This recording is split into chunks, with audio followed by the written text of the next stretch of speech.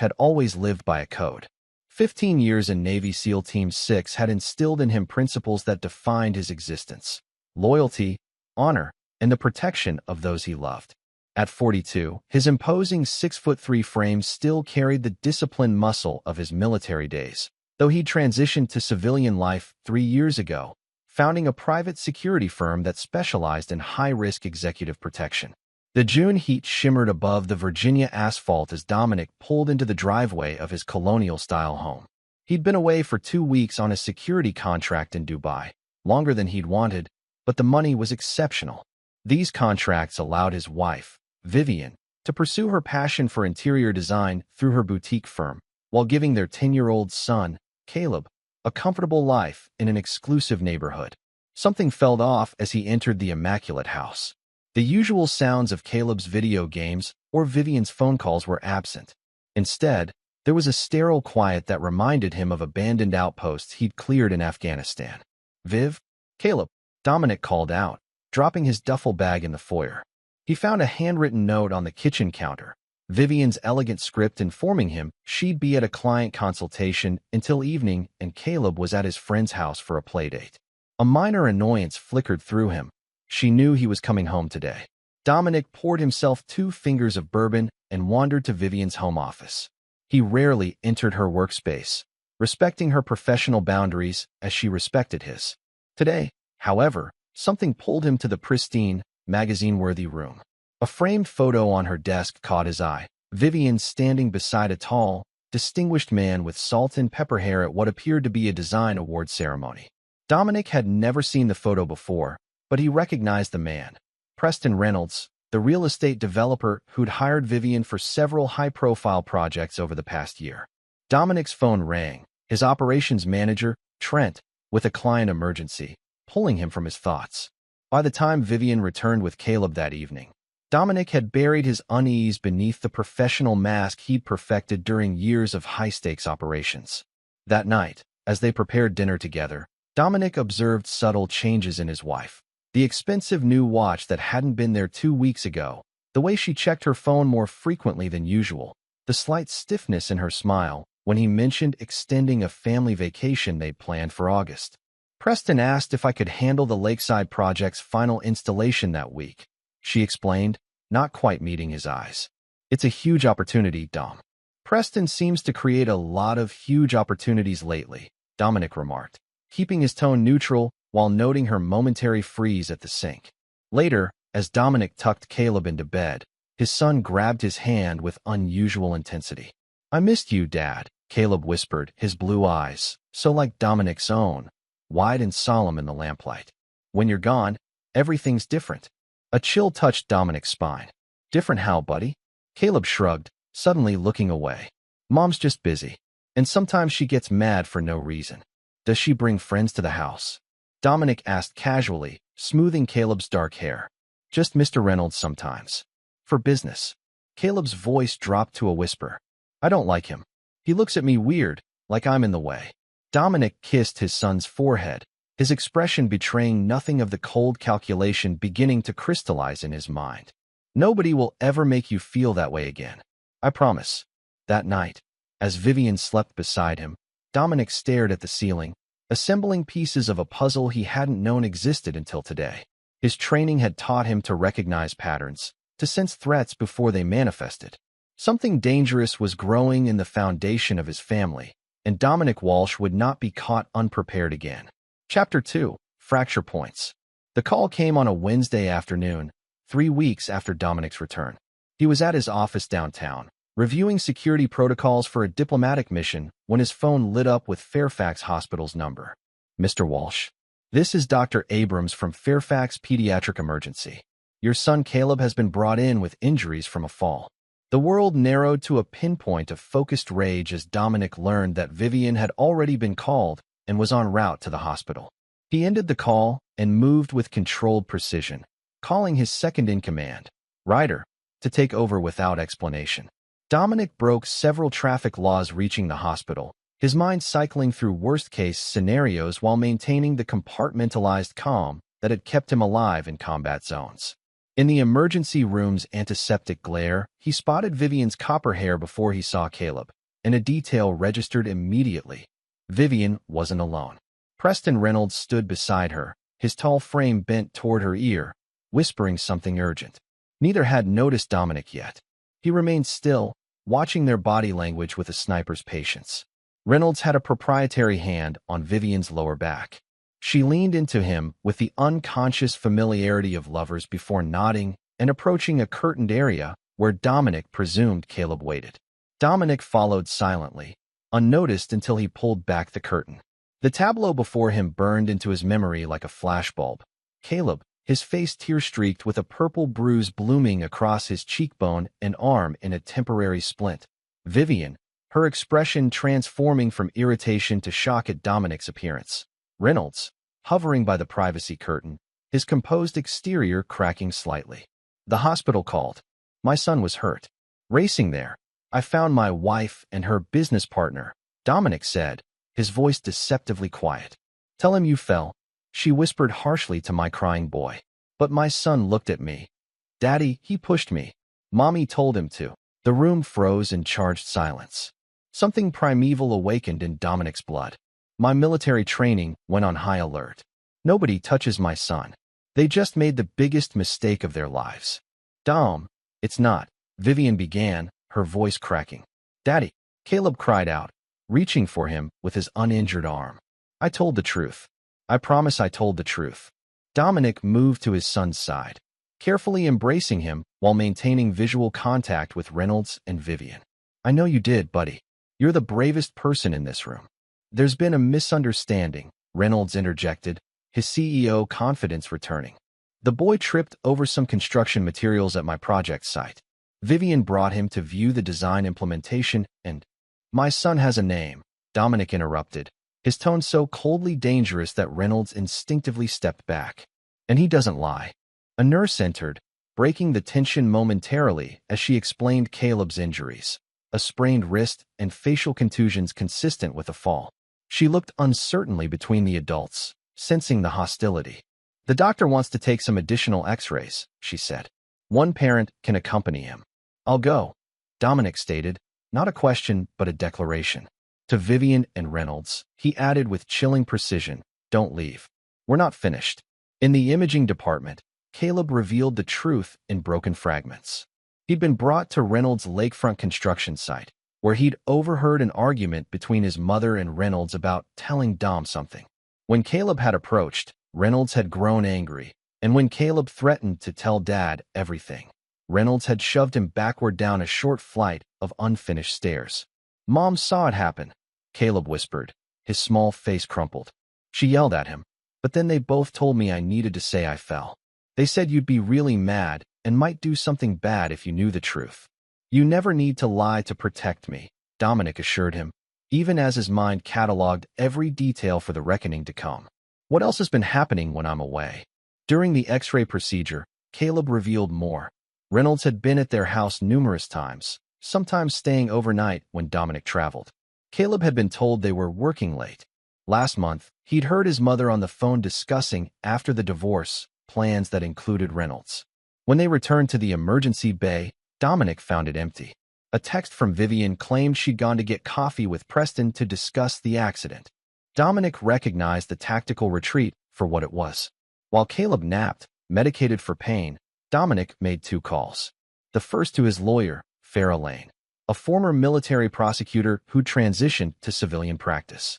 The second to Ryder, with specific instructions for immediate surveillance on both Vivian and Reynolds. When Vivian finally returned alone, her eyes red-rimmed but her composure regained, Dominic informed her with clinical detachment that he would be taking Caleb to a hotel that night. This isn't necessary, she pleaded. Preston overreacted to a child's tantrum. It was a terrible mistake. The only mistake, Dominic cut in, was yours in believing I wouldn't discover the truth. I know everything, Vivian. The overnight stays. The divorce plans. How long did you think you could hide this? The color drained from her face. Dom, we can work through this. Couples therapy. My attorneys will contact you tomorrow, he interrupted, gathering Caleb's belongings. One thing you should understand clearly. I protect what's mine. Always. The man who laid hands on my son is going to learn that lesson very painfully, and so will anyone who helped him. As he carried his sleeping son from the hospital, Dominic's mind had already shifted from shock to strategic assessment. In combat, emotional reactions got men killed. Instead, he channeled his rage into a cold, calculated determination. The people who had betrayed and endangered his son had no idea what they had awakened. Chapter 3: Battle Plans. The Forest Ridge Hotel suite became Dominic's command center for the next 5 days. Caleb recovered quickly, as children do, comforted by his father's constant presence and the suite's luxury amenities. Dominic worked remotely, coordinating with his security firm while methodically building the foundation for what would come next. Vivian's calls and texts grew increasingly desperate, cycling between apologies, justifications, and finally threats when Dominic filed for emergency custody of Caleb, citing the documented injuries and a sworn statement from their son about the incident. Dominic's network, built during 15 years of military service and expanded through his security business, mobilized with precision. By day 3, he had comprehensive dossiers on both Vivian and Preston Reynolds. In his hotel suite, Dominic studied the surveillance photos Ryder had provided while Caleb slept in the adjacent bedroom. Reynolds' smug confidence reminded Dominic of insurgent leaders he'd tracked across 3 continents. Men who believed their power made them untouchable. The parallels weren't lost on him. His phone buzzed with a text from Farrah Lane. Judge Bryant granted temporary full custody. Hearing in 30 days. Wife's attorney requesting mediation. Dominic allowed himself a small, grim smile. Judge Bryant was a former Marine. Not that Dominic had chosen him for that reason, but the understanding of chain of command and responsibility wouldn't hurt. A knock at the suite door revealed Trent Miller, Dominic's operations manager and former Delta Force operator. Where Dominic was cold precision, Trent was controlled chaos, a necessary balance in their line of work. "You look like hell," Trent observed, dropping a leather messenger bag on the table. "Though better than Reynolds will when you're done with him." "This isn't about physical retribution," Dominic replied, though the primitive part of his brain disagreed vehemently. "It's about systematic dismantling." Trent nodded, unpacking files from his bag. "That's why I'm here. Your wife's boyfriend has vulnerabilities. Big ones." Over the next 2 hours, they outlined what Dominic had already suspected. Reynolds' success rested on a carefully cultivated image of wealthy respectability that masked questionable business practices. Not technically illegal, but ethically borderline. Cutting corners on building materials, manipulating local zoning boards, pressuring smaller competitors out of business. His lakeside development is his legacy project, Trent explained, spreading blueprints across the table. 200 luxury homes on prime waterfront property. Pre-sales have already generated $50 million in commitments. And Vivian's design firm got the exclusive interior contract, Dominic noted. "Worth about $4 million, Trent replied. Plus a condo in the development's first phase. They weren't being subtle about planning their future. A cold smile touched Dominic's lips. "Then we'll make sure that future never materializes." The next morning, Dominic moved himself and Caleb into a new home he'd purchased through a shell company, a fortified property in Great Falls with extensive security systems. He enrolled Caleb in a private school with strict protocols about who could access the campus. When Vivian discovered they'd moved out permanently, her response was a flurry of legal maneuvers through her attorney.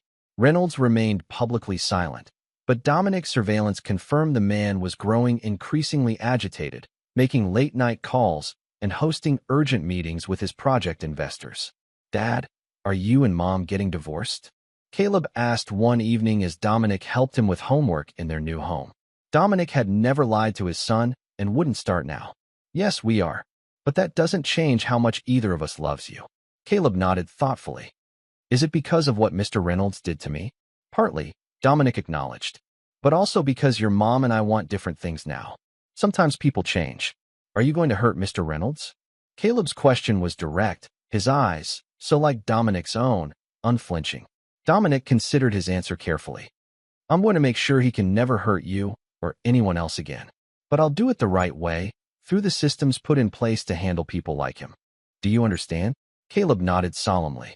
"Like when you were a SEAL. Dad fights bad guys, but follows the rules."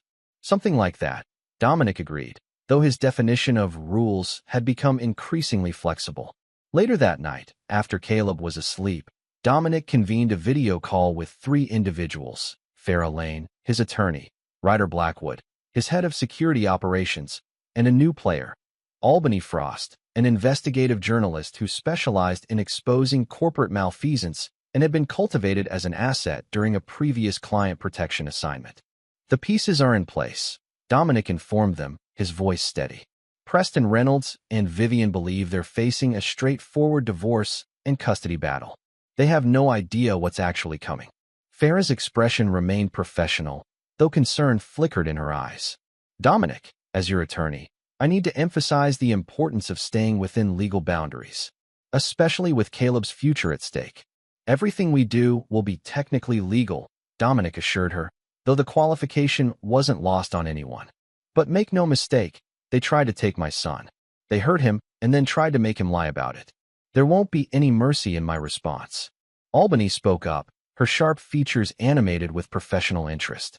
"The information on Reynolds' business practices is compelling, but not quite explosive enough for my editors yet. We need something more concrete to justify a full investigation." "You'll have it within 10 days, Dominic promised.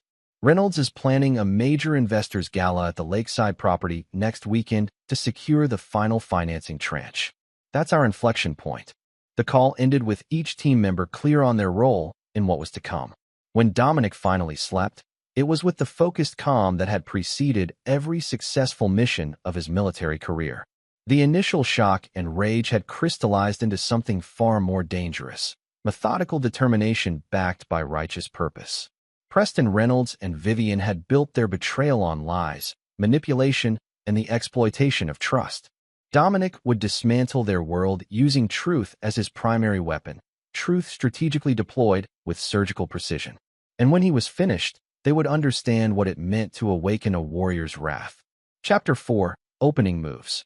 The Walsh versus Walsh preliminary custody hearing lasted precisely 43 minutes. Dominic sat stone-faced as Vivian tearfully claimed Caleb's injury had been a simple accident, that Preston Reynolds was merely a business associate who happened to be present at an unfortunate moment. Her attorney, a sleek divorce specialist named Gregory Palmer, painted Dominic as a paranoid ex-military man whose overseas deployments had left him disconnected from family reality.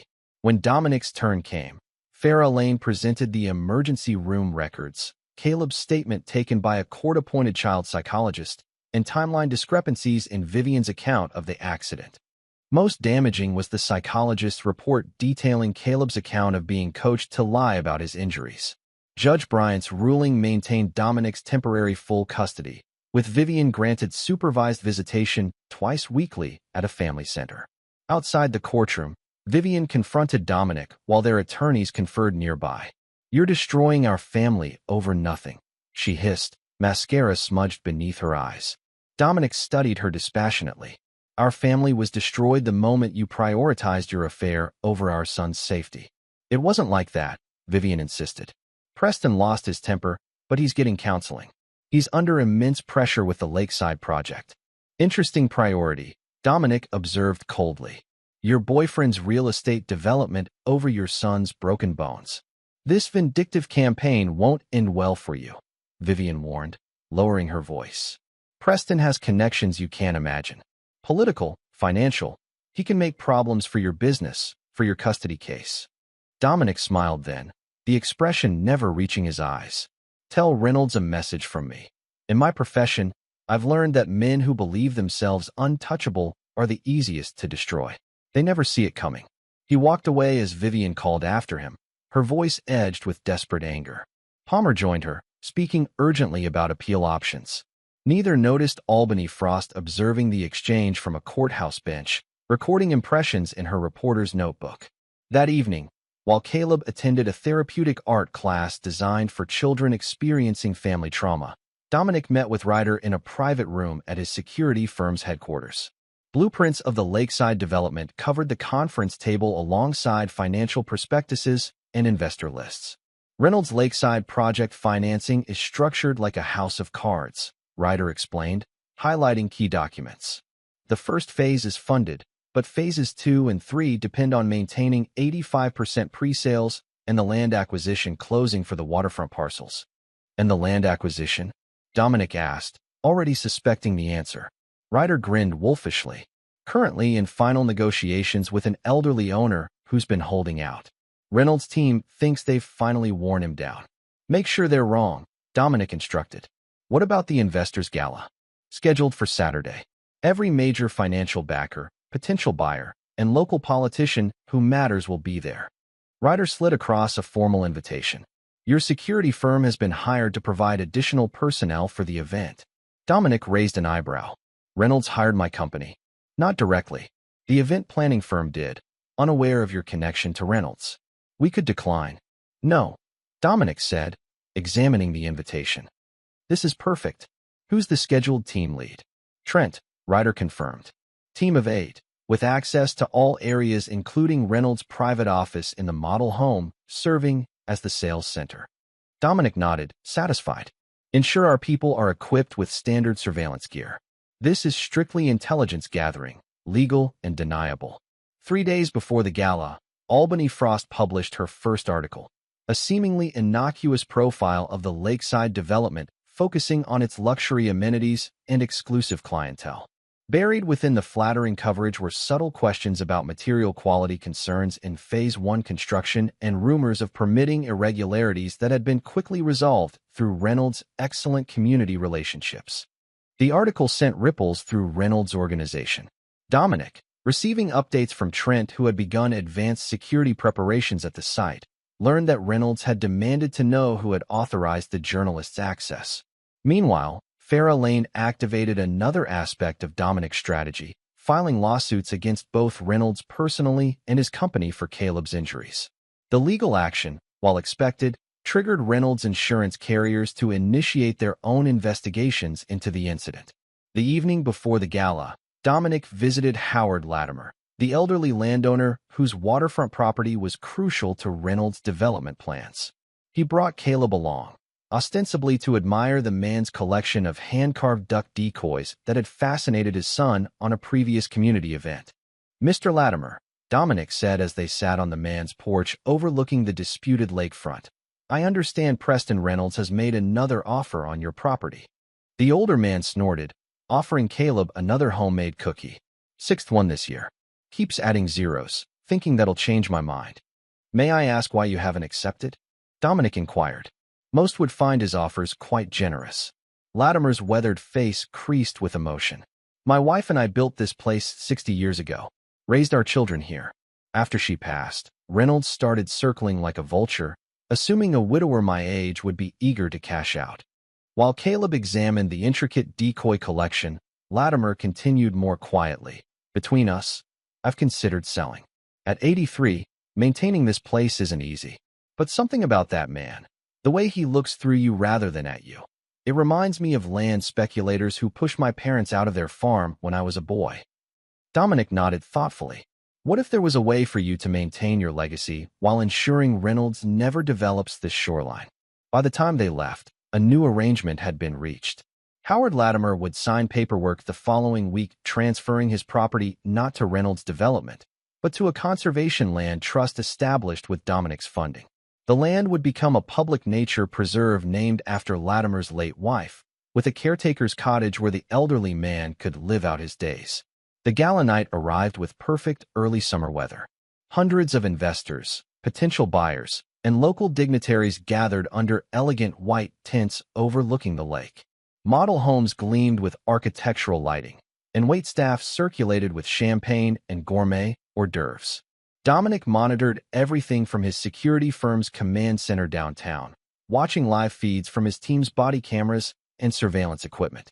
Reynolds moved through the crowd with practiced charm, Vivian at his side in an emerald gown, playing the role of design partner rather than girlfriend. Only those who knew them well would notice the strain beneath their polished exteriors.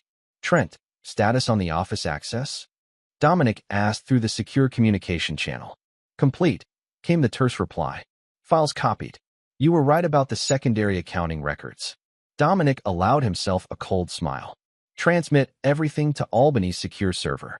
Then ensure our team maintains perfect visibility on Reynolds throughout the evening.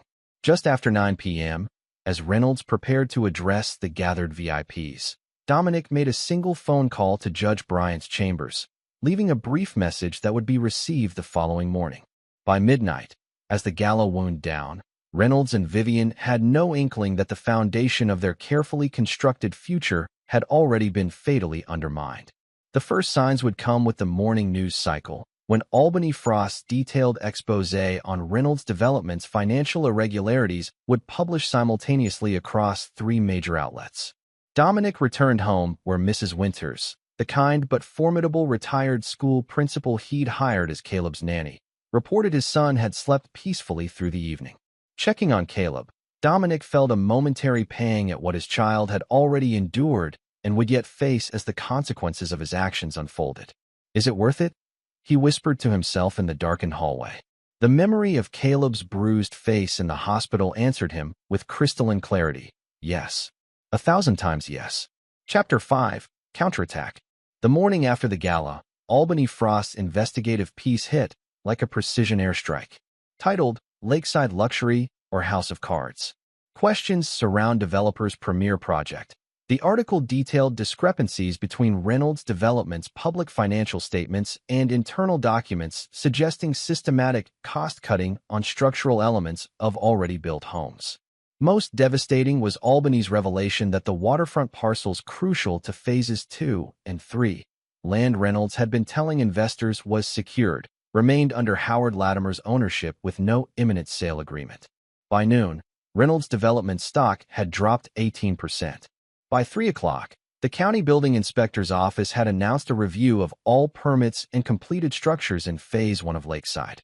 Dominic watched it unfold from his office downtown, receiving regular updates from his network. Shortly after 4, he received the call he'd been expecting from Farrah Lane. Reynolds' attorney reached out, she reported. They're offering a settlement on Caleb's injury claim. $3 million if you'll sign an NDA and drop all litigation. Decline, Dominic replied calmly. And inform them we've amended our complaint to include negligent supervision against both Reynolds and Vivian. There was a brief silence before Farrah responded. Dominic, that significantly escalates matters against your wife. Are you certain? Completely, he interrupted. They conspired to cover up my son's abuse. There will be no quarter given. That evening, as Dominic helped Caleb with a science project, his security system alerted him to Vivian's arrival at their gate. Protocol dictated she wasn't permitted unscheduled visits, but after confirming Caleb was comfortable seeing his mother, Dominic allowed her entry. She looked haggard beneath her carefully applied makeup, her usual poise fractured by the day's events. You're behind this, aren't you? She demanded without preamble. The article, the building inspectors, the investors pulling out, it's all too coordinated. Dominic regarded her impassively. Seems like poor business practices catching up with your boyfriend. Don't play games, Vivian hissed, lowering her voice as Caleb worked at the dining room table nearby. Preston knows this is retribution. He's prepared to fight back. Is that why you're here? To deliver threats? Vivian's expression shifted, vulnerability breaking through her anger. I'm here because our son deserves better than being a pawn in whatever war you're waging. And because... She hesitated. Because I think Preston might be dangerous when cornered. Dominic studied her, searching for manipulation. Explain. He's been making calls to people I don't know, speaking in coded phrases. There's a man who started coming to the house, someone with military bearing who makes me uncomfortable. Vivian's voice dropped further. Last night, after the gala, Preston was drinking heavily and said something about neutralizing the threat before it destroys everything. An icy clarity settled over Dominic. He'd anticipated Reynolds might resort to intimidation tactics, possibly even hiring private investigators. But direct threats suggested a more volatile opponent than he'd calculated. If you're concerned for your safety, there are women's shelters. I'm not leaving him, Vivian interrupted, surprising Dominic. Not yet. I need to know what he's planning. For Caleb's sake. Dominic assessed his ex-wife with renewed interest. You want to spy on him. I want to protect our son, she countered. Whatever else you think of me, Caleb has always been my priority. Your priority was hospitalized with injuries inflicted by the man you chose over your family. Dominic reminded her coldly. Vivian flinched. I've made terrible mistakes. But Preston is unraveling in ways that frighten me. This morning, when the article published, he threw a crystal decanter through his office window. He's receiving margin calls from his investors. The bank is threatening to freeze project funds. After a long moment, Dominic made a decision. If Reynolds makes any specific threats or takes concrete steps that could endanger Caleb, you'll contact me immediately. Otherwise, maintain your normal routine. Once Vivian left, Dominic initiated new security protocols, doubling the surveillance on Reynolds and adding protective details for both Albany Frost and Howard Latimer. His instincts proved correct the following afternoon when Trent reported that Reynolds had hired a private security contractor named Victor Zane, a disgraced former Special Forces operator with a reputation for operating in legal gray areas. Dominic had encountered Zane years earlier during a hostage extraction in South America. The man was skilled but unethical, willing to employ extreme measures for the right price. He's moving faster than expected, Dominic murmured, reviewing Zane's dossier. Time to accelerate our timeline. That night, Judge Bryant signed emergency orders freezing certain Reynolds development assets pending investigation of fraud allegations brought by the Securities Exchange Commission, an investigation quietly prompted by documentation Albany Frost had anonymously received and forwarded to regulatory authorities. Reynolds' counterattack came at dawn. Dominic was completing his morning workout when Ryder called with urgent news. Howard Latimer's lakefront home had been firebombed. The elderly man was safe. Dominic's security team had evacuated him minutes before the attack, acting on intercepted communications between Zane and an arsonist for hire. Reynolds is abandoning subtlety, Dominic observed, his voice dangerously quiet. Where is he now? Holed up at his penthouse downtown, Ryder reported. Vivian's with him. They've got 3 of Zane's men providing security. Dominic processed this information, adapting his strategy. And our contingency package? Ready for deployment, Ryder confirmed. Just awaiting your green light. Hold position, Dominic instructed. Reynolds has escalated to criminal acts, but we maintain discipline. No direct confrontation yet. Within hours, the arson attack dominated local news. Reynolds issued a statement expressing shock and offering a reward for information, positioning himself as a concerned community member rather than the instigator. But the narrative quickly slipped beyond his control when Albany Frost published evidence linking the arsonist to Victor Zane through financial transactions. By nightfall, Reynolds was facing not only financial ruin but potential criminal charges. County police executed search warrants at Reynolds' development offices while FBI agents interviewed Howard Latimer about threats preceding the arson attempt. Dominic, watching the situation unfold with calculated patience, received an unexpected call from Vivian. Preston knows it was you who evacuated Latimer before the fire, she said without preamble, her voice barely above a whisper. He's drinking again, talking about making you disappear. Zane has brought in more men. They're planning something for tonight. Where are you? Dominic asked sharply. At the Lakeside model home. Preston wanted to collect some files before the police could seize them. Her voice cracked. Dom, I've made a terrible mistake. Preston isn't who I thought he was. Stay where you are, Dominic instructed. Find a reason to leave the room and text me your exact location. Do not confront him. After ending the call, Dominic activated his emergency response protocol, contacting key team members while securing Caleb with Mrs. Winters in the home's safe room. Within 15 minutes, he was en route to Lakeside Development, tactical gear stored in his vehicle's hidden compartments. Reynolds had made his most critical error, threatening direct action against Dominic rather than continuing their proxy war through legal and financial channels. It was the mistake Dominic had been patiently waiting for, the justification needed to implement the final phase of his strategy. As darkness settled over the lakefront property, Reynolds believed he was preparing an ambush for his adversary. He had no idea he was actually walking into Dominic's carefully constructed trap, one that would end with Reynolds' complete destruction and Vivian forced to confront the full consequences of her betrayal. Chapter 6. Crucible. Lakeside Development's model home glowed with strategic lighting against the night sky, its reflection shimmering across the water. The luxurious 6,000-square-foot showcase, designed in part by Vivian, stood as monument to Reynolds' ambition and impending downfall. Dominic approached with the calculated precision that had defined his military career, maintaining radio silence while his team established a perimeter. Thermal imaging confirmed 5 individuals inside: Reynolds, Vivian, and 3 figures with tactical positioning that marked them as Zane's security personnel. "Sir, police have been diverted to a false alarm across town." Ryder's voice came through Dominic's earpiece. "We have approximately 20 minutes before they realize the deception." Dominic acknowledged with a single tap on his communication device. Time constraints didn't concern him. This confrontation would end decisively long before authorities arrived.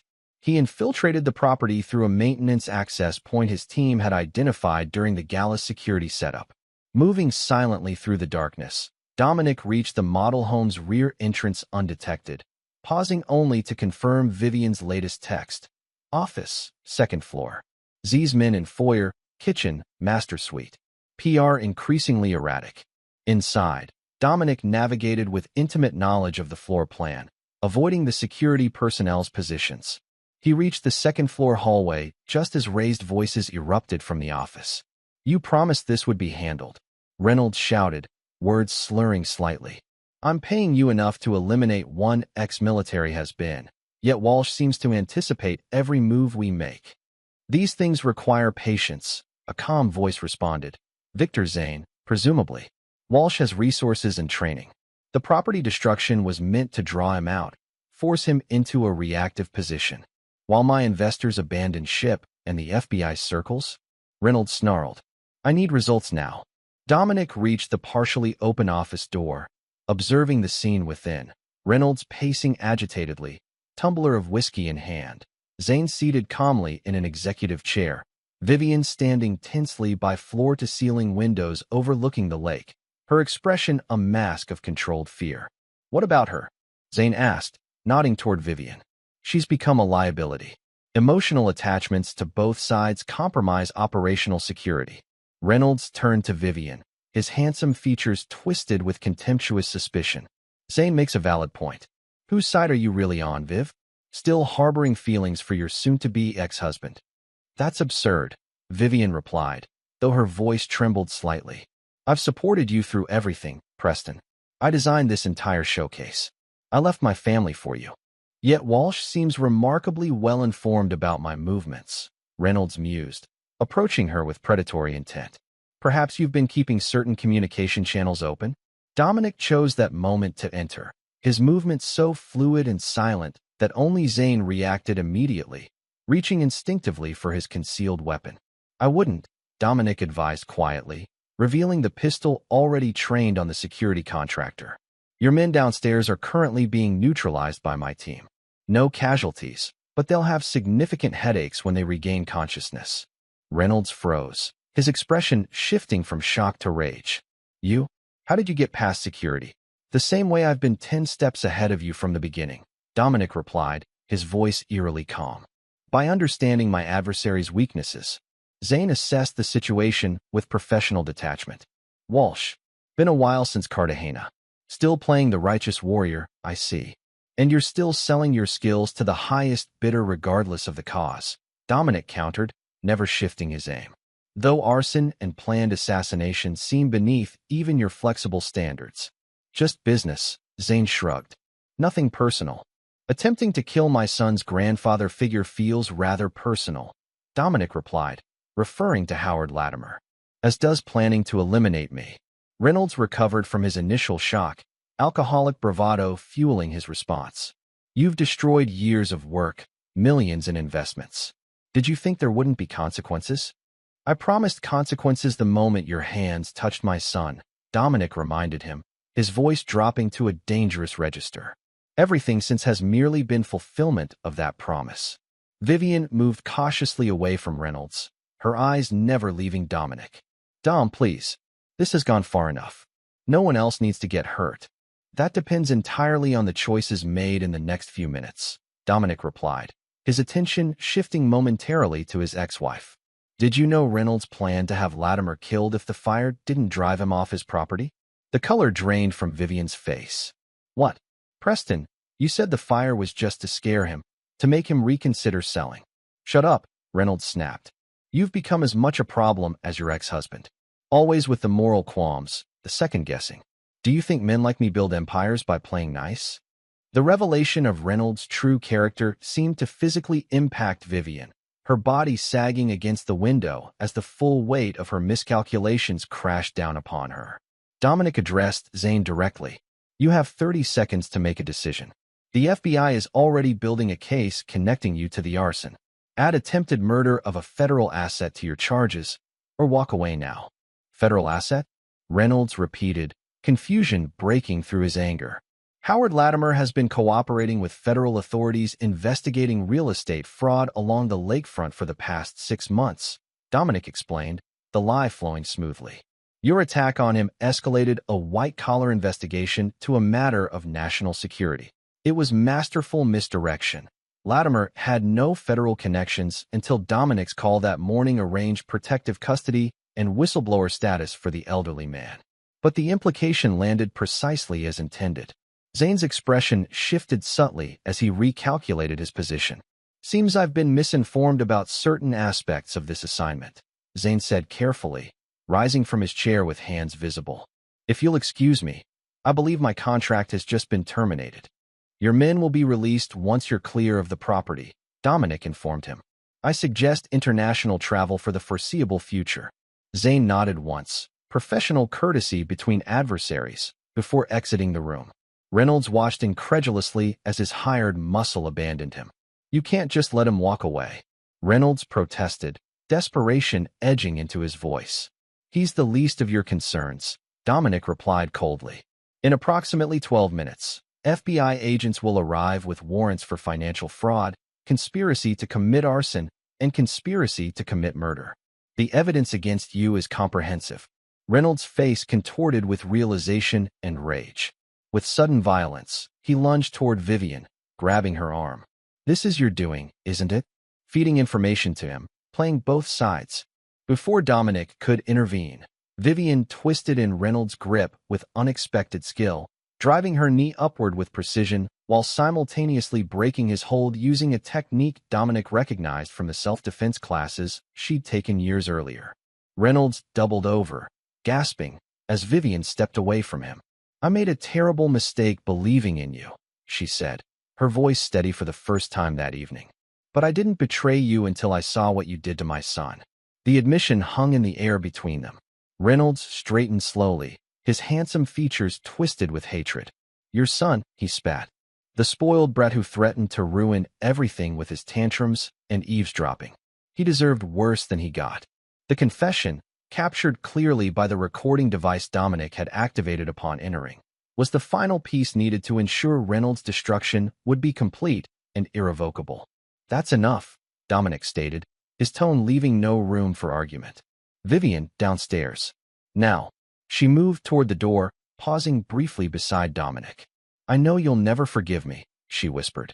But thank you for protecting Caleb when I failed to. After she departed, Dominic and Reynolds faced each other in charged silence, predator and prey recognizing their respective positions. What happens now? Reynolds asked, bravado draining from him as sobriety began to penetrate his alcohol haze. You've won. My reputation, my business, everything I've built is ruined. Now you face justice, Dominic replied simply. Through the courts, through public exposure of your crimes, through the complete dismantling of everything you valued. I could rebuild, Reynolds countered, though without conviction. People like me always do. Dominic smiled thinly. Not this time. In addition to the criminal charges, every investor in your projects has received documented evidence of your fraudulent practices. Your political connections have publicly distanced themselves. The land you needed is now a protected conservation area. Most importantly, you've lost the one thing men like you truly require, the perception of invulnerability. The distant wail of sirens penetrated the night, growing steadily louder. Reynolds' shoulders slumped in defeat as the inescapable reality of his situation settled upon him. This was never about business, he realized aloud. This was about your son. One moment of losing my temper with a child, and you destroyed my entire life. No, Dominic corrected him, holstering his weapon as flashing lights became visible through the windows. You destroyed your life the moment you chose to harm someone under my protection. I merely ensured you paid the appropriate price. As FBI agents swarmed the property, Dominic provided his statement with military precision, detailing the evidence of Reynolds' crimes without mentioning his own role in gathering that information. Vivian, separated for questioning, corroborated his account while adding her own testimony about Reynolds' escalating violent tendencies. By dawn, Preston Reynolds had been formally charged with multiple federal offenses, denied bail due to flight risk, and remanded to custody. His empire was crumbling in real time as news outlets covered his arrest and investors initiated lawsuits to recover their funds. Dominic, exhausted but satisfied, returned home to find Caleb safely asleep under Mrs. Winter's watchful care. The first phase of his retribution was complete, but significant questions remained, particularly regarding Vivian's role moving forward. Her revelation that she had begun feeding him information after seeing Reynolds' true nature complicated Dominic's carefully ordered understanding of the betrayal. It didn't exonerate her initial choices, but it suggested a complexity he hadn't fully accounted for in his calculations. As he checked on his sleeping son, Dominic contemplated the next phase of his strategy. Reynolds had been neutralized, but true justice for Caleb required addressing all parties responsible for his harm, including, potentially, his mother. Chapter 7. Shattered Foundations. Federal Detention Center, Virginia. 2 weeks later. Preston Reynolds sat across from his attorney in the visitation room, the orange jumpsuit a jarring contrast to the bespoke suits that had previously defined his image. His practiced charm had eroded during 14 days of incarceration, revealing the brittle ego beneath.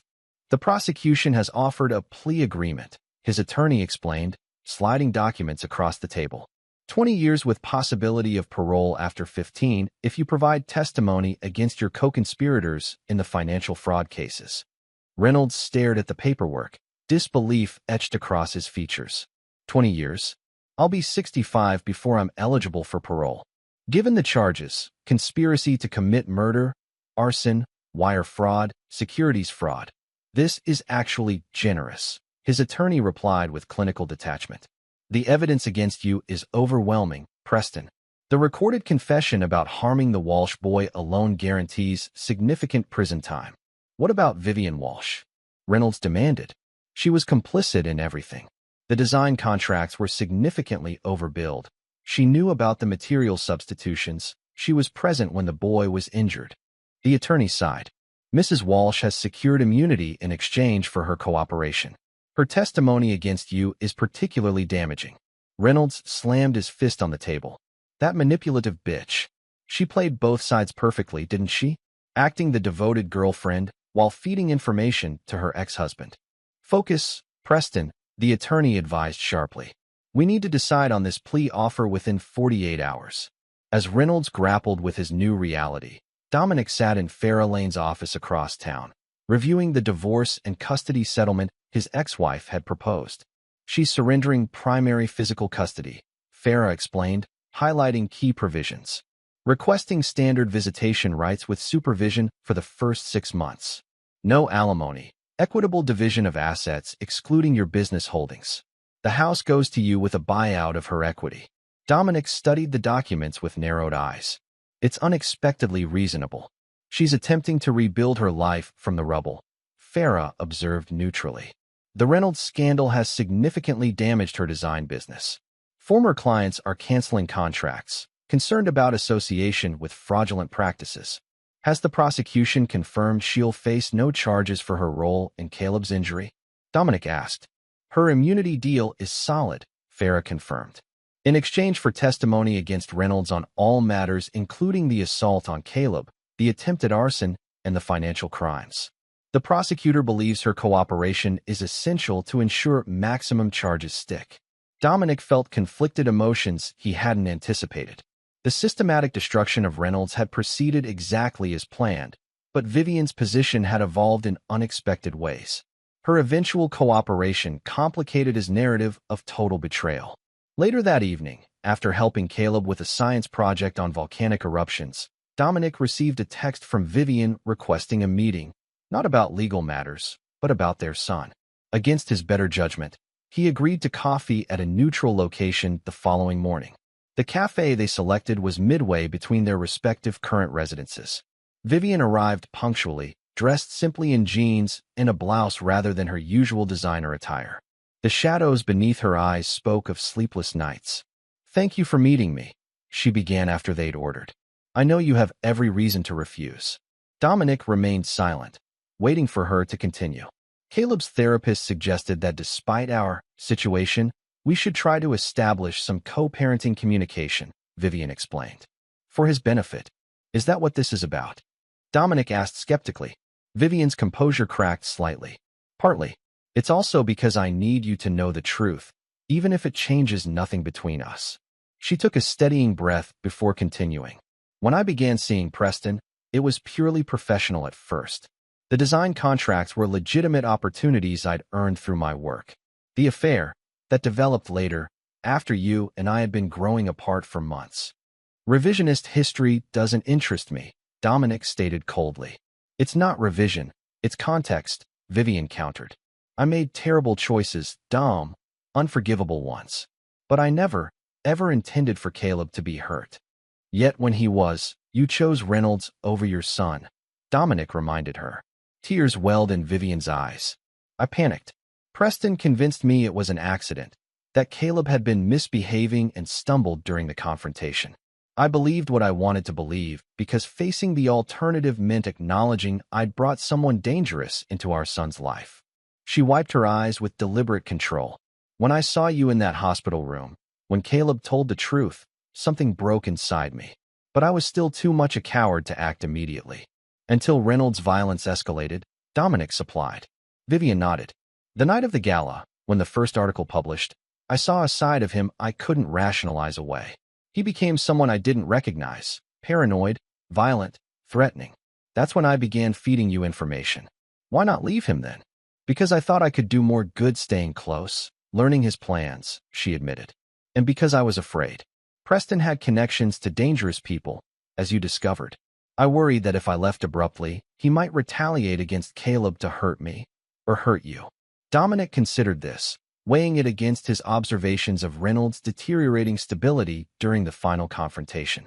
"I'm not asking for forgiveness," Vivian continued when he remained silent.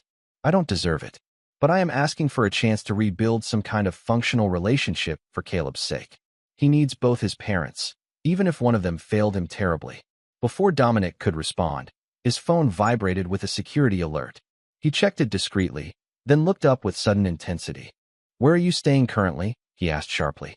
Surprised by the shift, Vivian answered, "A corporate apartment downtown." "What?" "It's been compromised," Dominic replied, showing her his phone screen displaying security camera footage of two men picking the lock on what appeared to be her temporary residence. Reynolds' remaining associates making a move. Color drained from Vivian's face. "How did they find me?" "The lease is under a different name. Reynolds had resources we haven't fully identified yet," Dominic said, already texting instructions to his security team. "You'll need to relocate immediately." "Where?" "If they found this place. You'll stay at one of my company's safe houses until we identify and neutralize the threat," Dominic decided, his tactical mind overriding personal grievances. Caleb's safety depends on both his parents remaining secure. Within an hour, Vivian had been transferred to a fortified apartment owned by Dominic's security firm under multiple shell companies. As she settled into the temporary refuge, monitored by two of Dominic's most trusted operatives, he met with Ryder to assess this new development. Two known associates of Victor Zane, Ryder confirmed, displaying surveillance photos of the men who'd attempted to breach Vivian's apartment. Mercenaries with records in multiple countries. They scattered when our response team approached, but left this behind. He placed an evidence bag containing a syringe on Dominic's desk. "Contents?" Dominic asked, though he suspected the answer. "Potassium chloride," Ryder replied grimly. "Designed to mimic a heart attack. Virtually undetectable unless specifically tested for." Dominic leaned back, processing this escalation. Reynolds is orchestrating this from detention. He's targeting Vivian as the prosecution's key witness, and potentially as revenge for what he perceives as her betrayal, Ryder added. "Our sources indicate he's been making calls to multiple former business associates, liquidating hidden assets to fund this operation. The revelation forced Dominic to reevaluate his strategy. While Reynolds remained his primary target, the man's continuing threat to Vivian, and by extension, to Caleb's well-being, required immediate attention. We need to sever Reynolds' outside connections, Dominic decided. Cut off his funding, his communication channels, his support network. Without those resources, he's just another defendant awaiting trial. As they developed this new counterstrike, Dominic found himself in the unexpected position of protecting the woman whose betrayal had initiated this chain of events. The irony wasn't lost on him, but tactical necessity overrode personal feelings. To truly safeguard Caleb, all threats had to be eliminated, including those targeting his mother. That evening, after confirming Vivian was secure, Dominic returned home to find Caleb unusually subdued during dinner. "Everything okay, buddy?" he asked as they cleaned up together. Caleb hesitated before answering. "Is Mom in trouble?" Dominic froze, surprised by his son's perception. "What makes you think that?" "I heard you talking to Mr. Ryder," Caleb admitted. "About bad men looking for her. Is Mr. Reynolds trying to hurt Mom because she helped you?" The directness of the question demanded equal honesty. Dominic knelt to Caleb's level, maintaining eye contact. "Your mom is safe," he assured his son. "My team is protecting her until we resolve some complications from the situation with Mr. Reynolds." Caleb's expression remained troubled. "Is it my fault? Because I told the truth about what happened?" "Never," Dominic stated firmly. "What happened is entirely the responsibility of the adults involved. You did exactly the right thing by telling the truth." Later, after Caleb was asleep, Dominic initiated the next phase of his operation against Reynolds. Albany Frost published a detailed exposé on the financial network supporting Reynolds' criminal defense and outside activities, information Dominic had provided through untraceable channels. Simultaneously, federal prosecutors received anonymous evidence of Reynolds' continuing criminal conspiracies from detention, resulting in his transfer to solitary confinement with severely restricted communications privileges. Within days, Reynolds' remaining support structure began to crumble. Zane's associates disappeared overseas as their funding evaporated. Business partners distanced themselves further as Albany's reporting expanded to include their own questionable practices. As the immediate threat receded, Dominic faced an unexpected dilemma. Vivian's temporary stay at the safe house was supposed to end once the danger passed, but their enforced proximity had revealed complexities in their situation he hadn't anticipated. Though he maintained emotional distance, he observed her genuine remorse and her desperate attempts to rebuild some relationship with Caleb during supervised visits. During this period of relative calm, as summer heat settled over Virginia, Dominic received information that would dramatically alter the final phase of his retribution plan. Evidence that Preston Reynolds had been systematically manipulating Vivian through sophisticated psychological tactics long before their affair began. Financial records revealed Reynolds had hired a private investigation firm to compile detailed intelligence on the Walsh family 2 years earlier, when Vivian's design firm first bid on lakeside development contracts. The investigation had identified pressure points in the Walsh marriage: Dominic's frequent absences for work, Vivian's professional frustrations, their different approaches to parenting Caleb. Reynolds had used this information to systematically position himself as Vivian's ideal professional mentor, then friend, then romantic alternative. He'd orchestrated chance meetings at industry events, manipulated business situations to create opportunities for private interactions, and gradually isolated Vivian from her support network. This revelation didn't excuse Vivian's choices, but contextualized them within a framework of calculated predation that Dominic recognized from his counterintelligence training. Reynolds hadn't simply opportunistically pursued a vulnerable woman. He'd specifically targeted Dominic's wife as part of a long-game strategy, possibly motivated by professional jealousy or perceived competition. The information created an uncomfortable shift in Dominic's understanding of the situation. His black-and-white narrative of betrayal now contained shades of gray he hadn't accounted for in his revenge calculations. As Reynolds' pretrial proceedings continued and the immediate danger to Vivian subsided, Dominic found himself at a crossroads. His original plan had been the complete destruction of both Reynolds and Vivian as punishment for their betrayal. Reynolds' part was proceeding exactly as intended, But executing the same ruthless strategy against Vivian had become complicated by new information and by consideration for Caleb's well-being. The paradox created internal conflict that disrupted Dominic's customary clarity. For the first time since discovering the betrayal, his path forward wasn't tactically obvious. The question that increasingly troubled his thoughts wasn't about methods or strategy, but about ultimate objective. What would truly constitute justice in this situation? And more importantly, what outcome would best serve his son's healing and future? Chapter 8. The Final Judgment. The courthouse buzzed with tension as Preston Reynolds' sentencing hearing approached. 3 months had passed since his arrest, a remarkably accelerated timeline due to the overwhelming evidence and Reynolds' eventual guilty plea when his legal options evaporated. Dominic sat stoically in the gallery's front row, his presence a silent reminder of the personal stakes underlying the legal proceedings. Beside him sat Howard Latimer, now recovered from the trauma of the arson attack, his weathered hand occasionally patting Dominic's arm in grandfatherly reassurance. On the opposite side of the aisle, a small contingent of Reynolds' remaining supporters huddled together, mostly family members and a few loyal employees who had avoided implication in his crimes. Their resentful glances toward Dominic didn't escape his notice, but he remained impassive. Their opinions held no value in his calculation. Vivian entered separately, accompanied by her attorney and a victim advocate. She had become the prosecution's star witness, her testimony devastating to Reynolds' already crumbling defense. She'd provided detailed accounts of financial manipulations, the circumstances of Caleb's injury, and Reynolds' subsequent escalation to violence and intimidation. The security threat against her had diminished, but not disappeared entirely. 2 of Dominic's team maintained discreet positions in the courtroom, continuing the protection arrangement that had evolved over recent weeks. Though Vivian had moved from the safe house to a new apartment, regular security sweeps and monitoring remained in place. Their relationship had settled into a wary civility centered around Caleb's needs. The divorce was proceeding without contest, with custody arrangements that prioritized their son's stability while acknowledging Vivian's significant errors in judgment. The therapeutic supervision of her visitation was showing positive results. Caleb was gradually rebuilding trust with his mother while maintaining his primary attachment to Dominic.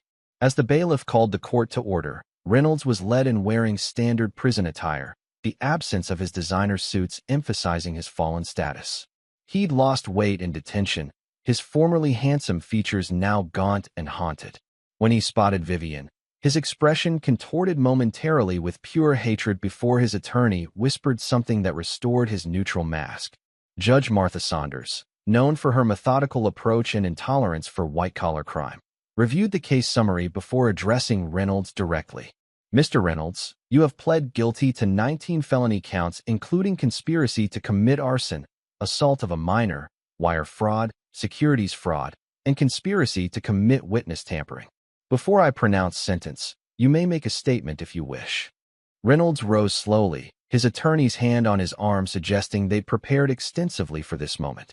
When he spoke, his voice carried the practiced contrition of a man accustomed to manipulating perceptions. Your Honor, I stand before you today having lost everything I spent a lifetime building. My reputation, my business, my freedom, all forfeit due to a series of catastrophic decisions made under extreme pressure. He paused, his gaze sweeping the courtroom with calculated humility. I take full responsibility for my actions. The financial irregularities at Lakeside Development began as temporary measures during the economic downturn but evolved into systematic fraud. When these improprieties were at risk of exposure, I made the unforgivable choice to silence those threats through intimidation and violence. Reynolds turned slightly toward where Caleb's school photo was displayed among the case exhibits. Most seriously, I caused harm to an innocent child in a moment of inexcusable anger. No justification exists for such an act, and I will carry that shame for the remainder of my life. Dominic observed the performance with cold assessment. Reynolds was executing a textbook display of remorse, designed to mitigate his sentence while admitting only what couldn't be denied. The strategic omissions were as telling as the confessions. While I cannot undo the damage I've caused, Reynolds continued, I hope the court will consider that I have cooperated fully since accepting my guilt, providing information that has helped authorities recover significant investor funds and identify other parties involved in related financial crimes. He concluded with a final appeal. I ask for mercy not because I deserve it, but because I believe even deeply flawed individuals can find redemption through genuine atonement. I intend to use whatever time I'm given to make whatever amends are possible to those I've harmed. As Reynolds returned to his seat, Judge Saunders removed her glasses and regarded him with penetrating scrutiny. Mr. Reynolds, I've presided over many white-collar crime cases during my tenure. Too often, defendants express remorse not for their actions, but for being caught. They view legal consequences as unfortunate technical outcomes rather than just punishment for moral failings. She selected a document from the bench. Your statement today was eloquent, but I find it inconsistent with your recorded communications from detention. As recently as 2 weeks ago, you were recorded telling a visitor, and I quote, "Walsh and his bitch ex-wife will get what's coming to them once this blows over. I've got resources they can't imagine." Reynolds paled visibly as the judge continued. Those don't sound like the words of a man committed to atonement. They sound like the words of a predator temporarily restrained but planning his next attack. Judge Saunders replaced her glasses. The sentencing guidelines for your crimes permit a range of 18 to 25 years in federal custody. Given the premeditated nature of your financial crimes, the violence against a minor, and your continued threats against witnesses, I see no justification for leniency. She delivered the sentence with unwavering clarity. 25 years in federal prison without possibility of parole for 15 years. Additionally, $42 million in restitution to defrauded investors and a $5 million punitive fine. You are remanded to the custody of the Federal Bureau of Prisons to begin serving your sentence immediately. The gavel's impact resonated through the courtroom. As Reynolds was led away, his composed facade crumbled entirely. He lunged suddenly toward the gallery, his face contorted with rage. "This is your doing, Walsh," he shouted as marshals restrained him. "You think this ends here? You have no idea what's coming for you and your family." The outburst only confirmed the judge's assessment. Reynolds was removed forcibly from the courtroom, his threats echoing until the heavy doors closed behind him. Outside, as media representatives surrounded key participants, Dominic stood slightly apart, observing rather than engaging. Howard Latimer fielded questions about the conservation trust being established on his property. Vivian, speaking briefly with her attorney beside her, expressed relief that justice had been served for her son. Albany Frost approached Dominic, digital recorder in hand. "Care to comment on the sentencing, Mr. Walsh? Your son's attacker will essentially spend the boy's entire childhood and adolescence behind bars." Justice was served, Dominic stated simply. "My focus remains on my son's well-being and future." "And the threats Reynolds made toward you and your ex-wife?" Albany pressed. "Are you concerned?" Dominic's expression revealed nothing. "Reynolds will discover his remaining resources are more limited than he believes. My family's security is well established." As the crowd dispersed, Dominic noticed Vivian standing alone near the courthouse steps, her composed media presence giving way to visible exhaustion once the cameras turned elsewhere. After a moment's consideration, he approached her. "Caleb will be relieved it's over," he said by way of greeting. Vivian nodded, tension evident in her posture. "I didn't tell him about today. I thought, maybe we could together, when he has his session with Dr. Winters tomorrow." Dominic considered this, then agreed with a brief nod. "The continued threats are concerning," he added, professional rather than personal. "My team will maintain security protocols for the foreseeable future." "Thank you," Vivian replied quietly. "Not just for the protection, for allowing me to remain in Caleb's life despite everything." Dominic studied her, seeing beneath the designer outfit and careful makeup to the profound exhaustion and genuine remorse beneath. The woman before him was neither the trusting partner of their early marriage nor the calculating betrayer he'd constructed in his mind during the initial stages of his revenge. "Caleb needs both parents," he said finally. "That reality supersedes our personal history." As they parted ways in the courthouse parking lot, Dominic received a call from Ryder confirming an intelligence update. Financial forensics had uncovered offshore accounts Reynolds had established years earlier, including several that appeared to fund ongoing operations despite his incarceration. "We've identified 3 former associates still receiving payments," Ryder reported. 2 with military backgrounds, 1 with expertise in financial disruption. Objectives? Dominic asked, entering his vehicle. Unclear, but communications suggest a two-pronged approach: financial attacks against your business interests and personal surveillance of both you and Ms. Walsh. Dominic processed this information with clinical detachment. Reynolds, even in defeat, remained dangerous, a cornered predator with nothing left to lose and resources still at his disposal. Implement contingency protocol Epsilon, Dominic instructed. Full defensive posture around Caleb's locations. Counter-surveillance on the identified operators. And accelerate the financial countermeasures we discussed. That evening, after confirming Caleb was securely settled with Mrs. Winters, Dominic met with his core team at their secure operations center. The next phase would require precision execution, identifying and neutralizing Reynolds' remaining assets while maintaining plausible deniability. Albany Frost joined them, her investigative skills now fully aligned with Dominic's objectives. The offshore accounts are sophisticated, she explained, displaying financial diagrams on the briefing room screens. Multiple shell companies across 7 jurisdictions. But there's a vulnerability in the Cayman structure, a required quarterly verification process that could be leveraged. As they refined the approach, Dominic felt a cold clarity returning. The temporary uncertainty he'd experienced regarding Vivian had been resolved through pragmatic assessment. She remained Caleb's mother and thus under his protection, but the marriage was irretrievably broken. His focus now was ensuring Reynolds could never threaten his family again, regardless of prison walls or legal constraints.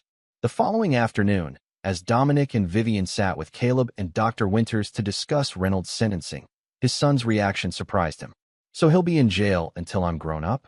Caleb asked, processing the information. "That's right," Dominic confirmed. "He can't hurt you or anyone else from there." Caleb was quiet for a moment before asking the question neither parent had anticipated. "What about Mom? Will she go to jail too?" The silence that followed was heavy with unspoken complexities. Dr. Winters looked expectantly at both parents, allowing them to navigate this crucial moment. "No, buddy," Dominic finally answered. "Your mom made mistakes in judgment, but she's not going to jail. She's working very hard to make things right. By telling the truth about what happened," Vivian added softly, "and by trying to be a better mom to you every day." Caleb digested this, his expression serious beyond his years. "Sometimes at school, kids say mean things about our family because of the news stories.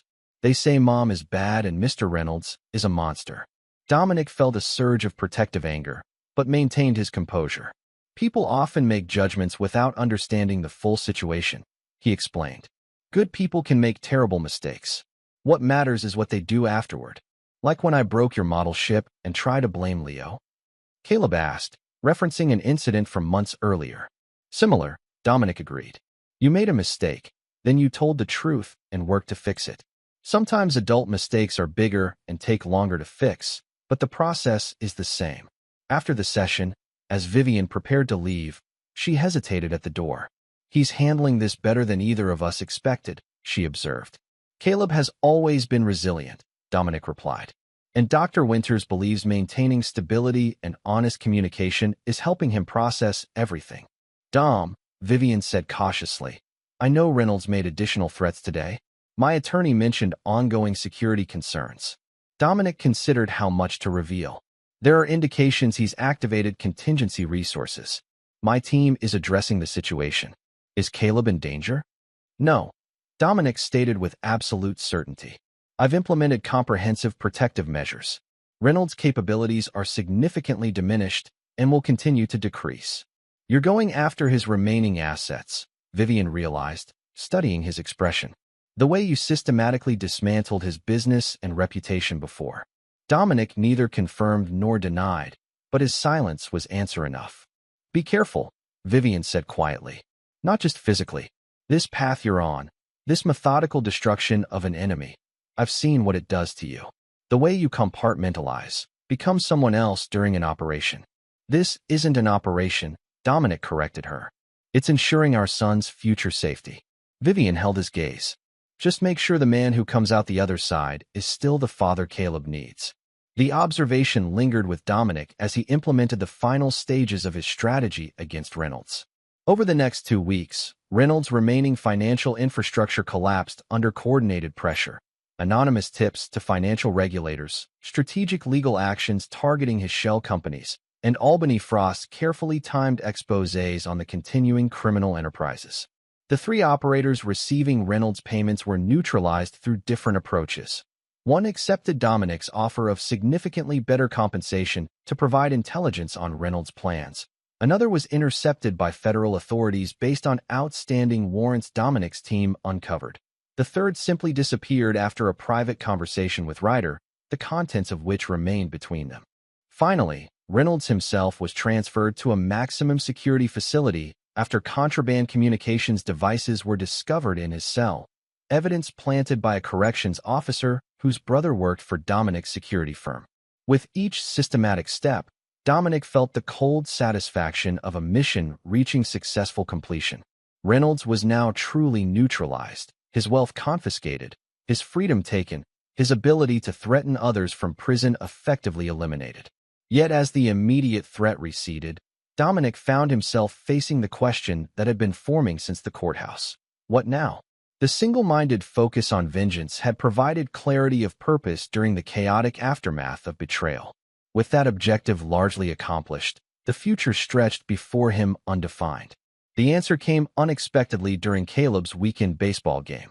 Sitting in the bleachers watching his son pitch, Dominic noticed Vivian arriving separately, choosing a seat distant from his own, respecting boundaries while supporting their child. As Caleb struck out a batter and looked immediately to both parents for approval, Dominic recognized the path forward. The true victory wouldn't be Reynolds' destruction, satisfying though that was. The true victory would be raising his son to become something better than all of them, more honest than Vivian, more ethical than Reynolds, and perhaps most importantly, more balanced than Dominic himself had become. That evening, reviewing security protocols with Ryder, Dominic made a decision that surprised his longtime associate. "We're standing down from Contingency Protocol Epsilon," he instructed. "Maintain standard protection parameters around Caleb, but disengage from the offensive operations against Reynolds' remaining assets." Ryder looked up sharply. "Sir? We've identified 3 additional accounts that could." "Those accounts pose no immediate threat," Dominic interrupted. "And continuing this campaign indefinitely serves no strategic purpose. Reynolds has been neutralized. Continuing beyond necessary security measures would be vindictive rather than protective." Understanding dawned in Ryder's expression. "This is about Caleb, isn't it? About what kind of example you're setting?" Dominic nodded, the admission coming easier than expected. "I told him we handle threats the right way, through established systems. If I continue pursuing personal vengeance beyond what's necessary for his safety, I become a hypocrite." Later that night, as Dominic checked on his sleeping son, he reflected on the journey from the hospital room where this had begun, the moment when rage and betrayal had crystallized into cold determination. The man who had sworn merciless retribution against everyone involved in harming his child had achieved his primary objective. Preston Reynolds would never threaten Caleb again. But complete vengeance, Dominic now understood, would have required destroying Vivian as thoroughly as Reynolds, and that price had become too high when measured against Caleb's well-being and future. The ruthless warrior who never forgave betrayal had made a tactical exception for his son's mother, not from weakness, but from strategic assessment of what truly constituted victory in this most personal of battles. Chapter 9, Recalibration. 1 year later. The lakefront property that had once been destined to become Reynolds' luxury development was unrecognizable. Where model homes and sales centers had stood, native meadow grasses now swayed in the summer breeze. The Howard and Eleanor Latimer Nature Preserve had officially opened to the public 3 months earlier, its walking trails and educational center already popular with local families. Dominic watched from a wooden observation deck as Caleb helped Howard Latimer demonstrate birdhouse building to a group of children. The elderly man had become a fixture in their lives, his wisdom and gentle humor providing a stabilizing influence during the tumultuous aftermath of Reynolds' downfall. "He's good with the little ones," Howard observed as Caleb patiently helped the younger child hammer a nail. "Got your focus, but his mother's way with people." Dominic nodded, the comparison no longer provoking the instant tension it once had. The past year had brought significant adjustments for all of them. His security firm had expanded into new markets while maintaining its reputation for uncompromising excellence. Caleb had transitioned well to his new school, his academic performance recovering after the initial disruption. Vivian had rebuilt her life with characteristic determination, though in a direction few had anticipated. After closing her design firm, too tainted by association with Reynolds to salvage, she had retrained as a counselor specializing in supporting women emerging from manipulative relationships. The psychological insights from Albany's investigation into Reynolds' calculated targeting had provided foundation for this career pivot. Their co-parenting relationship had stabilized into a functional arrangement centered entirely on Caleb's needs. The divorce had finalized without acrimony. Both parties focused on minimizing additional impact on their son. Vivian's supervised visitation had eventually transitioned to regular weekend time as Caleb's trust in her gradually rebuilt. Preston Reynolds remained in federal prison, his attempts to maintain external influence thoroughly neutralized by Dominic's earlier countermeasures. Occasional monitoring confirmed he had essentially disappeared into the anonymous population of long-term inmates, his name fading from public memory as other scandals captured media attention. Dominic's phone vibrated with a text from Farah Lane, judge-approved petition. Hearing scheduled for next month. He allowed himself a small smile of satisfaction. The final legal piece was falling into place. A petition to legally change Caleb's surname to Walsh-Reeves, incorporating Dominic's mother's family name, and symbolically separating the boy from any connection to Vivian's brief married name of Reynolds. As the birdhouse demonstration concluded, Dominic noticed Vivian arriving for her scheduled pickup. They exchanged civil nods, maintaining the careful boundaries that defined their post-divorce interaction. "Dad, did you see? I helped Tyler finish his birdhouse, even though he's only 5, Caleb announced, running to Dominic with characteristic enthusiasm. "I saw," Dominic confirmed, ruffling his son's hair. "Mr. Latimer is lucky to have such a good assistant." Caleb beamed before spotting his mother. "Mom's here. Can I show her the new trail before we leave?" "Please." After confirming timing with Vivian, Dominic watched them head toward the lakeside path, Caleb chattering excitedly about wildlife sightings while his mother listened with genuine interest. The sight no longer provoked the visceral anger it once had, another measure of healing, according to Dr. Winters. Howard joined Dominic at the railing, his weathered hands gripping a thermos of coffee. "Never thought I'd see my land turn out this way," he mused. "Elizabeth would have loved seeing children enjoying it." "Your decision to create the preserve changed everything," Dominic acknowledged. "Without your stand against Reynolds, none of this would exist." Howard shrugged modestly. "Just did what seemed right. Same as you, protecting your boy." He glanced toward Vivian and Caleb in the distance. "Though I notice your definition of protection has evolved somewhat." Dominic understood the gentle observation. "Circumstances change. Tactical assessments adjust accordingly." "Fancy words for saying you're letting go of some of that anger," Howard chuckled. "Don't worry. Your reputation as the most formidable man in 3 counties remains intact. But that boy needs his mother, flawed as she may be." "It's not forgiveness," Dominic clarified, the distinction important to him. "It's pragmatic coexistence for Caleb's benefit."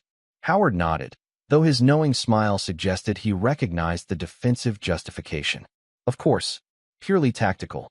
Later that evening, after Caleb had returned from his time with Vivian and settled into bed, Dominic sat on their back porch reviewing security reports, a habit maintained more from discipline than necessity now that immediate threats had dissipated. A text from Albany interrupted his review. "New assignment taking me to Chicago for 6 weeks. Dinner before I leave." Their professional collaboration had eventually evolved into occasional personal interaction. Nothing serious, but pleasant company with someone who understood the complexities of his situation without judgment. Dominic accepted the invitation before returning to his reports. The summer night wrapped around him as he contemplated how differently events had unfolded from his initial vengeful calculations. The warrior who had sworn never to forgive betrayal had indeed destroyed his primary enemy with the methodical precision that defined his professional reputation. Preston Reynolds would spend decades contemplating his fateful decision to harm Dominic Walsh's son. But the uncompromising destruction originally planned for everyone involved in the betrayal had been tempered by strategic adaptation. Vivian remained in Caleb's life, closely monitored but permitted to attempt redemption through consistent, positive presence in her son's journey. This wasn't weakness, Dominic assured himself. It was tactical evolution based on changing battlefield conditions. The true objective had always been Caleb's well-being and future security. If achieving that objective required allowing certain enemies supervised continuation rather than total destruction, so be it. The analytical part of his mind accepted this rationalization, but deeper truth occasionally surfaced in unguarded moments. The man who had emerged from this crucible was not precisely the same one who had entered it. The unforgiving warrior remained, his capacity for ruthless action undiminished when necessary. But alongside that identity, something else had developed, a recognition that true strength sometimes manifested in calculated restraint rather than maximum force. As he looked toward the horizon where stars were emerging in the darkening sky, Dominic acknowledged what Dr. Winters had suggested months earlier. Perhaps the most important victory wasn't what he had done to his enemies, but what he had prevented them from doing to him, changing him into someone his son wouldn't recognize or respect. The vengeful campaign that began in a hospital room had achieved its essential purpose. Preston Reynolds could never harm another child. The financial predator who had built an empire on manipulation and intimidation had lost everything, his name becoming synonymous with disgrace. Justice, in its coldest form, had been served. Yet the final chapter had been written not in destruction but in reconstruction, building a new foundation for Caleb that incorporated necessary lessons from the betrayal while refusing to let it define his future. The unforgiving warrior had not compromised his core principles. He had simply expanded his strategic calculations to include longer-term objectives. As Dominic closed his security reports and prepared to check on his sleeping son one final time before retiring, he permitted himself an acknowledgement he would never articulate aloud. The greatest victory wasn't what he had taken from his enemies, but what he had prevented them from taking from him. His humanity, his perspective, his capacity to prioritize protection over punishment when circumstances warranted. The ruthless, unforgiving warrior remained, vigilant and prepared should new threats emerge. But alongside that identity, the father, the protector, the strategist had evolved, recognizing that true strength lay not only in the capacity for devastating action, but in the wisdom to know when such action truly served the ultimate objective. And in that balanced approach, Dominic Walsh had achieved something Preston Reynolds never could. Genuine victory that extended beyond personal gratification to create something lasting and meaningful. A secure foundation from which his son could grow into a man of principle, unshackled by the mistakes and malice of those who had preceded him. This is where our story comes to an end. Share your thoughts in the comments section. Thanks for your time. If you enjoy this story, please subscribe to this channel. Click on the video you see on the screen, and I will see you there.